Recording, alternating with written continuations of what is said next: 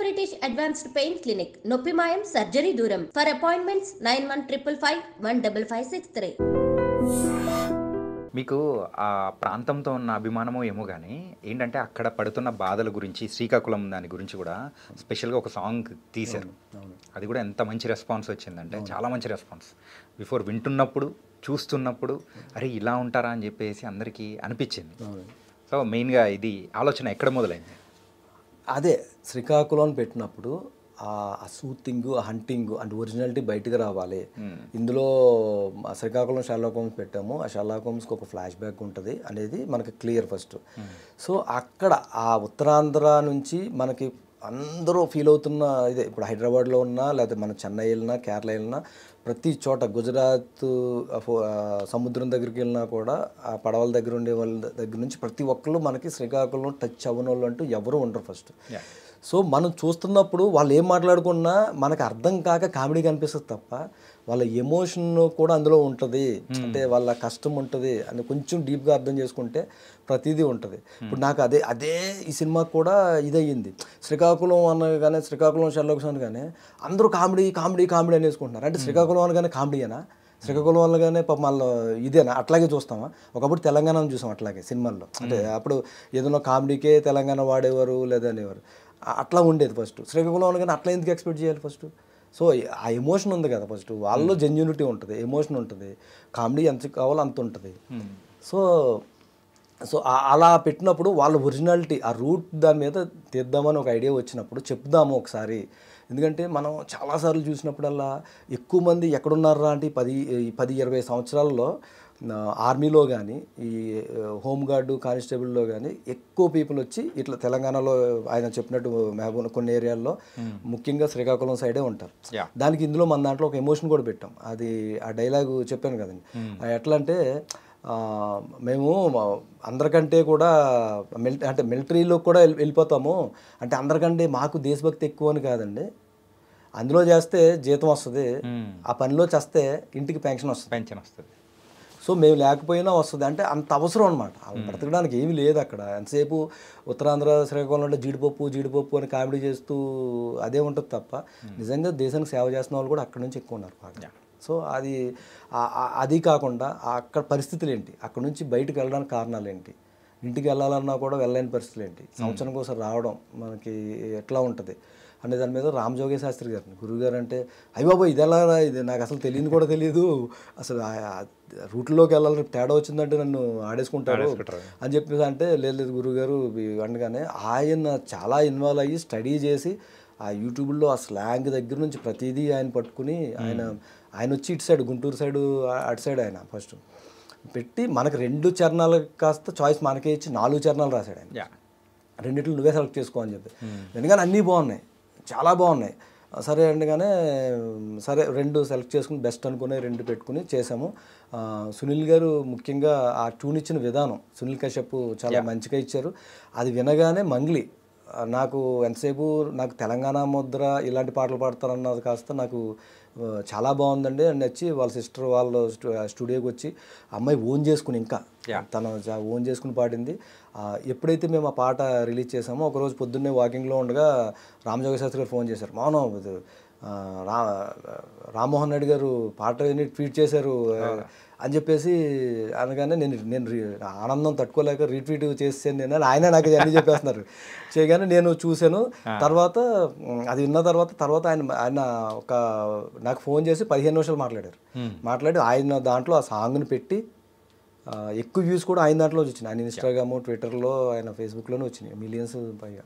So last time కూడా ఈ cinema release ముందు కూడా ఆయన విషెస్ చెప్తూ ట్వీట్ చేశారు. ఫస్ట్ సార్ ఈవీవి గారి దగ్గర వర్క్ చేశారు కదా, సో ఎన్ని సంవత్సరాలు, ఎప్పటి వరకు? ఆయన లాస్ట్ సినిమా కత్తి కాంతారావు అని ఏదైతే సినిమా ఉందో ఆ సినిమా వరకు చేశానండి. ఆల్మోస్ట్ వాళ్ళు నేను అక్కడే పెరిగాను, ఆయన దగ్గరే చిన్నప్పటి నుంచి అక్కడే పెరిగాను చిన్నప్పటి నుంచి. సో అంటే ఒక 20 years 25 years అయిపోతుంది అక్కడే స్టార్ట్ చేశారు కాబట్టి. అక్కడే మధ్యలో మాత్రం పోసాని కృష్ణమురళి గారి దగ్గర అసిస్టెంట్. ఆయన నేను రాసి విధానము, నేను మాట్లాడే విధానం చూసి నాది ఎలా అంటే సీతాకొక చిలుకలు ఆలిగారి టైప్ అనమాట.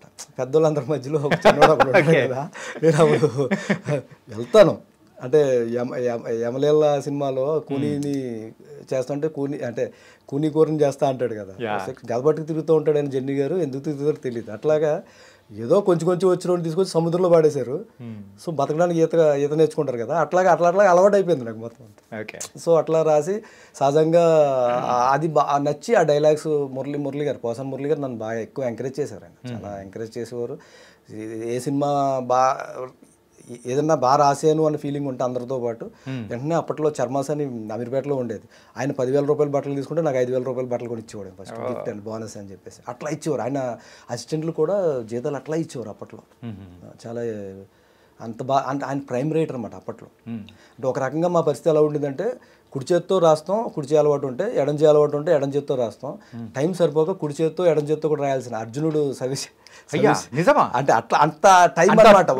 వారానికి 2-3 సినిమాలు రాసేయాలి అప్పట్లో. ఇప్పుడంటే చాలా జాగ్రత్తలో రివ్యూల దెబ్బకే కొంచెం జాగ్రత్త చేయాల్సిన పరిస్థితి వస్తుంది. కానీ అప్పుడేంటంటే మెయిన్ సినిమానే ఉండేది కాబట్టి. సో ఇంకొకటి గోస్ట్ రైటర్లు ఏంటంటే పూర్తి స్థాయి బాధ్యత ఉండదు, మెయిన్ రైటర్ చూసుకుంటాడు లెంత్ టైం అంతా కూడా. మనం ఎంత వస్తే అంత రాసేయడమే, అందులో ఏరుకోవడం కదా. ఒక మా వెర్షన్ రాసి ఇచ్చామంటే దానిలోంచి ఒక మంచి పాయింట్స్ అనేది కూడా అంటే మ్యాచ్ అయ్యి తీసుకుంటారు. మా గురువుగారు ఈవి గారు కూడా అంతే. ఆ 10 మంది రైటర్స్ దగ్గర నుంచి కూడా ఆయన తీసుకుని ఒకటి రెడీ చేసేవారు. ఆయన ఫస్ట్ ఒకటి రెడీ చేసేవారు. ఆయన ఎంత అద్భుతంగా రెడీ చేసేవారు అంటే, ఇప్పుడు అంటున్నారు కదండి హాలీవుడ్లో స్క్రిప్ట్ అయితే షూటింగ్ అయిపోయినట్టే అనేది, అది ఈవి గారి దగ్గర ఉండేది. ఓకే, ఆయన స్క్రిప్ట్ లాక్ చేసే విధానం చూస్తే మనకు అక్కడ క్లోజ్ అయిపోయింది అనమాట. ఎవరికి టైంని అనవసరంగా ఖర్చు పెట్టరు ఆయన. ఈ స్క్రిప్ట్ లాక్ అయిపోయిన తర్వాత ఎవరితో ఏ పని ఉంటే ఆ పనే, కాస్ట్యూమ్స్ వాళ్ళతో ఉంటే అది చెప్పేసినారు వాళ్ళది అయిపోయేది. తర్వాత మేకప్ ఉంటే ఇది అని అట్లా ప్రతి వాళ్ళకి కూడా. అలాగే షూటింగ్ టైము 6కి ప్యాకప్ అంటే 5:45కే ఆయన ఆల్మోస్ట్ ఆల్ క్లోజ్ చేసేవారు. అందుకే వరుస పెట్టి 15-16 ఇట్లు ఇచ్చిన ఏకైక డైరెక్టర్ మహానుభావుడు. అండ్ ఎక్స్ప్రెస్ వేగంతో కూడా ఆయన షూట్ చేసేవాళ్ళు కదా సార్. అసలు ఎంత ఎక్సలెంట్ అంటే ఆయన మైండ్లోనే ఎడిటింగ్ పెట్టుకునేవారు. ఇప్పుడున్న డైరెక్టర్లు ఏంటంటే ఇటు తీసి మళ్ళీ నెక్స్ట్ షాట్కి అటు తీసి అట్లా చేస్తూ ఉంటారు. ఆయన వన్ సెట్ పెట్టారంటే ఇటువైపు వచ్చే అన్నీ కూడా విత్ యాక్షన్ కంటిన్యూటీతో సహా. ఇప్పుడు ఈ కప్పు తీసుకుని ఇట్లా పెట్టామంటే రెండో చోట వచ్చేసి మళ్ళీ ఇలా తీయాల్సి ఉంటుంది. ఆయన అవసరం లేదు, ఇక్కడ నుంచి తీసుకుంటారు. కటింగ్ అంత పర్ఫెక్ట్ ఉండేది ఆయన మైండ్లో కటింగ్ అనమాట. అందుకే ఆయన అలాగే డైలాగు ఆయన చెప్పించే విధానం ఆర్టిస్టుల చేత. ఇప్పుడు అంతమంది కమెడియన్స్ ఆయన ఉన్నప్పుడు కలకలాడుతూ ఉండేదంటే నిజంగా ఆయన గ్రేట్. కానీ ఆయన సడన్గా నిష్క్రమించడం అనేది కూడా ఒక 50 సినిమాలు చేసేద్దరు ఆయన. నిజం సార్.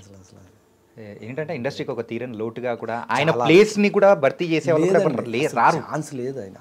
ఆయన కానీ ఆయన ముందు జంజాల గారు కానీ ఇంకా అది అంతే, వాళ్ళ ఆ ఇంపాక్ట్ అలాగే ఉందండి ఇప్పటికీ కూడా. ప్రయత్నించినా కూడా 10% చేయగలుగుతున్నారేమో అంతే, ఎవరు 10% అంతే. అంటే అవే తిప్పి అట్లా మార్చి పేరు మార్చి ఆర్టిస్టులు మారుతున్నారు, అవే ఉంటున్నాయి కంటెంట్. కానీ ఆ కామెడీ కూడా ఏంటంటే ప్రేక్షకులతో పాటు అంటే ప్రేక్షకుల్లో ఫ్యామిలీస్ కూడా బాగా ఎంజాయ్ చేసే కామెడీని కూడా హ్యాపీగా అన్ని వర్గాలకు సంబంధించిన మూవీస్ అనేది కూడా తీసేవాళ్ళు కదా ఆయన. ఖచ్చితంగా ఆయన ఎంత గ్రేట్ అంటే ఒక పెద్ద సినిమా చేస్తే ఇమ్మీడియట్లీ ఒక చిన్న సినిమా చేసేవారు, రెండు బ్యాలెన్స్ చేసుకుంటూ వచ్చేవారు. ఒక అల్డా మజాకా లాంటిది చిరంజీవి గారి సినిమా చేసిన ఆయన ఇమ్మీడియట్లీ ఆమె లాంటి సినిమా కూడా చేశారు, చిన్న సినిమా. సో అది బ్యాలెన్స్ చేసుకుంటూ కంటిన్యూగా హిట్లు అనమాట. అంటే సినిమా అనేది ప్రాణం ఆయనకి. ఇప్పుడు అలాగే నరేష్ గారి విషయంలో కూడా బయట లేకపోయినా ఆయన సినిమా తీసి హిట్ ఇచ్చేవారు. అంటే ఆయన చెప్పి హిట్ కొట్టే ఏకైక డైరెక్టర్. సార్ మరి మీ విషయానికి వచ్చేటప్పటికి గడ్డం గ్యాంగ్, అవునండి, ఏంటి సార్ ఆ గడ్డం గ్యాంగ్ వెనకాల ఉన్న స్టోరీ ఏంటి? గడ్డం గ్యాంగు అదే ఒక తమిళ్ సూదికవ్వం అని తమిళ్ సినిమా రీమేక్ అండి. రాజశేఖర్ గారికి ఆయన బాగా ఇష్టపడి తీసుకున్నారు. అది తమిళ్లో పెద్ద హిట్ అది. సో దానికి నాకు రైటర్గా అవకాశం ఇచ్చారు. ఫస్ట్ అంటే డైలాగ్ రైటర్గా నా పేరు ఉంటుంది దానికి, అంతే. సో దాని తర్వాత కానీ మరి ఎక్కడ మిమ్మల్ని ఎక్కువగా మనం చూడలేదు? అంటే ఎక్కువ స్టోరీ డిస్కషన్స్, వెర్షన్స్, అంటే మెయిన్ రైటర్గా కాకపోయినా రచనా సహకారాలు అవ్వచ్చు, లేదా స్క్రీన్ ప్లేలో పాలు పంచుకున్నవి అవ్వచ్చు, ఇట్లాగే సరిపోయింది అనమాట ఫస్ట్. ఇట్లా ఇంకా లాస్ట్ మధ్యలో అంటే మీకు తెలియదే ఉంది, లాస్ట్ 5 సంవత్సరాల నుంచి ఆ కోవిడ్ తర్వాత పరిణామాలు మారినాయి కాబట్టి దాని తర్వాత ఎక్కువ స్క్రిప్ట్ వర్క్లకి ఒక్కొక్క చోట కూర్చున్నామంటే ఆ సినిమా ఫినిష్ అవ్వడానికి సంవత్సరం పడుతుంది. సో టైం అంతా అట్లా అయ్యిందండి. లాస్ట్ ఏమో ఒక మధ్యలో చేసాం చాలా సినిమాలు, స్క్రిప్ట్ దశలోనే మెటీరియలైజ్ కొన్ని అవుతూ ఉంటాయి, కొన్ని అవ్వు. నేను గాడ్ ఫాదర్కి చేశానండి అట్లాగే చిరంజీవి గారిది, అది 2 years. ఓకే. గాడ్ ఫాదర్కి నేను గోస్ట్ రైటర్గా చేశాను దానికి. కానీ సార్ ఈ శ్రీకాకుళం షెర్లాక్ హోమ్స్ కంటే ముందు ఒక చిన్నది ఏదో మీరేదో చేశారు కదా సార్ మూవీ డైరెక్షన్? అది మీరే పట్టుకుంటారండి బాబు. అది ఫస్ట్ అది కేర్ ఆఫ్ గోదావరి అని ఒక చిన్నది, అది యూట్యూబ్లో ఉంటుందండి, కేర్ ఆఫ్ గోదావరి. దానికి క్యాప్షన్ కూడా మా స్టైల్ అని ఉంటుంది. అంటే క్యాప్షన్ పెట్టాలంటే పోస్టర్ పట్టదు. అవును కదా, గోదావరి గురించి ఏం చెప్తాం, ఎక్కడో అక్కడ పుట్టిన తర్వాత ఫస్ట్ వచ్చింది తెలంగాణ నుంచి, అందుకే దాని గురించి ఎంత చెప్పినా పోస్టర్ పట్టదు, మొత్తం అంతా ఫిలప్ అయిపోద్ది. కాబట్టి అదే caption, care of Godavari. Caption పెట్టాలంటే పోస్టర్ పట్టదు. అంటే మా గురువు గారు అత్తిలి సత్యబాబు, ఇది క్యాప్షన్ కూడా వేస్టే అని పెట్టారు ఆయన. అవును, ఎందుకంటే అప్పట్లో ఇది ఒక ప్యాషన్ అయిపోయింది, ప్రతి ఒక్కరు క్యాప్షన్ పెట్టేస్తూ ఉండేవారు. సో అత్తిలి సత్యబాబుకి ఇది క్యాప్షన్ కూడా వేస్టే అని ఎట్లా పెట్టారో మేమేం చేసామంటే కేర్ ఆఫ్ గోదావరి అంటే క్యాప్షన్ పెట్టాలంటే పోస్టర్ అని పెట్టి చేసాము. అది కూడా పాజిటివ్ రివ్యూసే ఉంటుంది, మనకి యూట్యూబ్లో చెక్ చేసుకున్నా కూడా రివ్యూ సైడ్ పాజిటివ్ ఉంటుంది. ఒక పులస చేప మీద ఉంటుంది కదా, అది మోటివేషన్ ఎక్కువ ఉంటుంది. ఒక చేప మీద స్టోరీ అంటే ఒక చేప మనకి ఎందుకు, చాలా చేపలు ఉంటాయి, అన్నిటికన్నా కూడా ఎక్కువ రేట్ ఎందుకు పెడతాం ఆ చేపకి, అది ఎదురుతుంది. అంటే మనిషి జీవితంలో కూడా ఎక్కువ మనం ఎన్ని వస్తే అన్ని ముందుకెళ్తే మన వాల్యూ పెరుగుద్ది. ఓకే, మామూలు చేపల్లాగా ఉంటే దాని వాల్యూ అంతే ఉంటుంది. సో భయపడిపోతూ ఉంటాం కదా, అట్లా ఏమి కాదు. అవి మన టేస్ట్ పెంచుకోవాలంటే, అంటే మనం ఇంకా అవ్వాలంటే దానిలా ఉండాలని ఒక కంపారిజన్తో అదొక కథ తయారు చేశాను అనమాట, మోటివేషన్.